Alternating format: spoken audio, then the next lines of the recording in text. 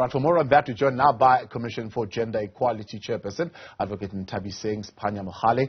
And they, of course, from time to time make contributions and recommendations around this Employment Equity Act, recommendations on funding, placement of women, people with disability, capacity building programs, and gender balanced interview panels, and so on and so forth. Advocate, good to have you, and thank you very much for coming on this evening. I mean, listening to the President and, of course, your own assessment of the impact of the Employment Equity Act on women, both in the public and the private sector, are institutions progressive in terms of implementing some of the recommendations that you're bringing forward?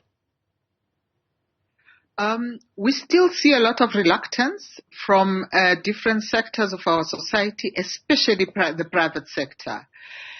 Government tends to respond more quicker and with a show more commitment than the private sector.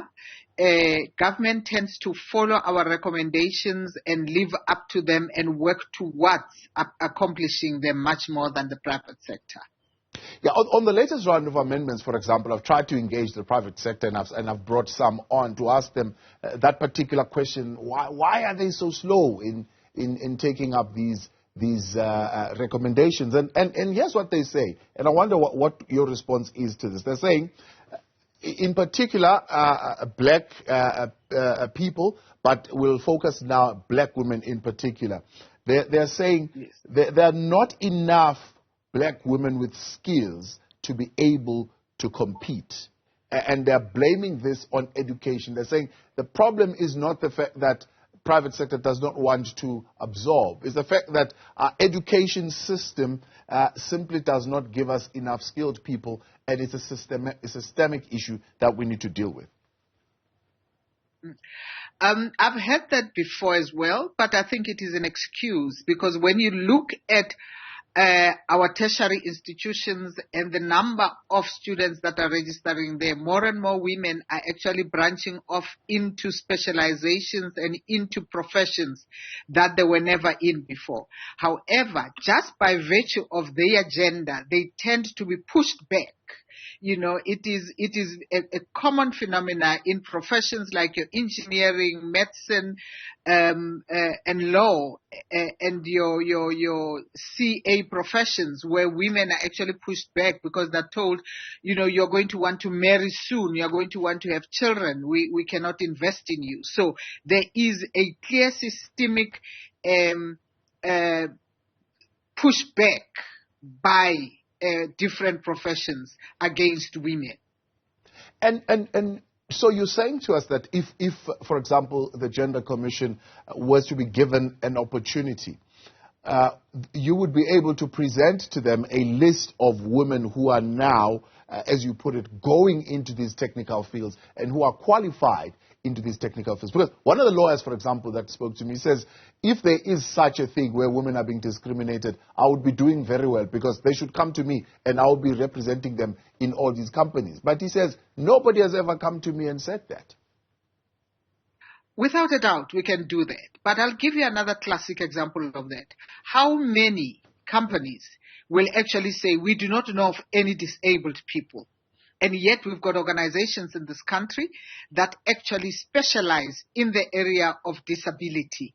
And they've got lists and lists of people who are qualified, who are trained, who are skilled, and they keep saying, please come to us, or they knock on doors and they get told, we are going to have to change too many things. We may have to change our computer systems. We may have to change access. We may have to change our bathrooms. We may have to do, you know, so many other things, and we do not have the capacity, or we do not have the funds to invest in that. We're not ready for that. Now, if you turn the other way and, for example, look at the public sector, the last time you made submissions to Parliament, you focused, I think, on cooperative governance department, if not the public service administration department, and you found those departments were doing rather well, at least in terms of representation, at about 50 or so % and above. If you look now today at, for example, provinces, you look at municipal level, you look at government departments at national. How well are they doing in terms of gender representation and participation, especially when we're talking internal decision-making level? Let's take, for example, the local government layer. That strata is actually making a mockery of gender equality and gender representation. All the strategic leadership positions, for example, are given to men or to women who are pliable to take instructions from men. So you find that you have a woman mayor with a very dominant chief whip. You have a woman speaker with a very dominant male mayor. So the woman leader is not a partner and a co-leader, but rather that person who fits into the quota system that they want to project out there. So with the troikas in municipalities, it actually is a mockery of what gender equality should be about. Some of those women that get taken and put there are some of the weakest you can find. And then you have MMCs, for example, some of the strategic, most dominant departments and sectors, you will never find women. You hardly ever find MMC for finance, who is a woman. You will hardly ever find MMC for infrastructure, for transport, who is a woman. It will always be health, social development, and sports, just to fit in the quota. And we've got a lot of engineers out there, progressive women engineers, who could actually be brought on board. But if where there is a woman MMC, then you have this very powerful official in the sector who's an HOD, who actually manages, as it is, the phrases that sometimes are being used, to manage so-and-so, and they run with the mayor, and the woman is usually the symbolic person that gets consulted, that endorses, and that is always seeking advice and asking for guidance from either the HOD and the mayor, or both, or even being guided by them. No, we're going this way, we're going that way. So local government is actually notorious for this symbolic gender equality that does not work. They thrive on weak women to fill in the numbers. So what do you think should be incorporated or even highlighted in this iteration of the amendments that we're currently talking about around the Employment Act, which in your part would be important for women to be able to experience substantive equality? Women who are trained and skilled in certain areas are the women who should be targeted. This is not about only the gender, but it's about a trained person of a particular gender who will come there and be efficient, effective, and competent. That's the first thing. But secondly, the ceiling, or rather the hurdles that get put for women hardly ever get put for men. Men are taken as they will be able to manage finances, trained or not. But women, then you have a situation where, the hurdles get put that no, they're not trained in that area, they may not be able to cope, etc.